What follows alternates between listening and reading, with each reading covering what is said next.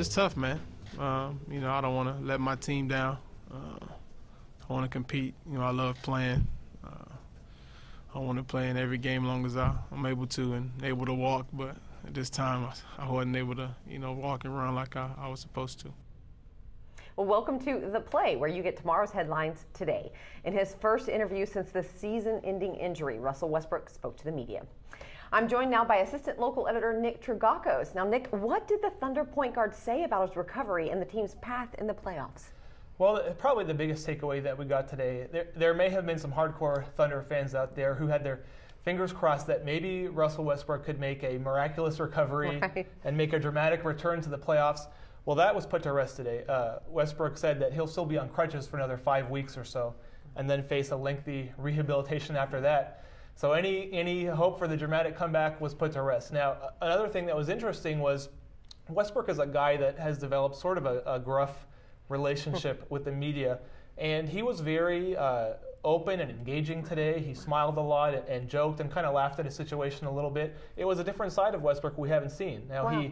He says he's still pulling for his team and actually having a chance to see the games from a different perspective. He feels like he can maybe help out and offer advice that he wouldn't have been able to do before. So interesting. So he's a little more relaxed today. Definitely, yeah. All right. Well, now one of the robbers involved in the failed attempt to steal drugs from the Reliable Discount Pharmacy could be heading back to jail.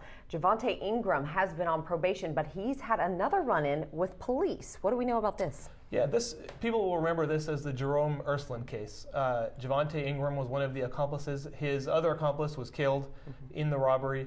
Javonte failed to show up for a court hearing. That's a violation of the terms of his probation. He also moved to a different address without letting authorities know where he was going. So authorities now have issued an arrest release for him. If they get him and bring him in, he could be facing a lengthy jail term for violating his probation. Wow. All right. Well, investigators are releasing new details about a fatal helicopter crash from 2010. Now, do officials believe they have a cause for the crash? They've narrowed in on some things that were very troubling about the pilot in this crash. And what the report says is that he may have actually been showing off for his crew and trying to mimic how you would pilot a helicopter if you were hunting coyote or other game like that. And at that point, the helicopter clipped a tree, and that's what led to the fatal crash where 2 people ended up dying.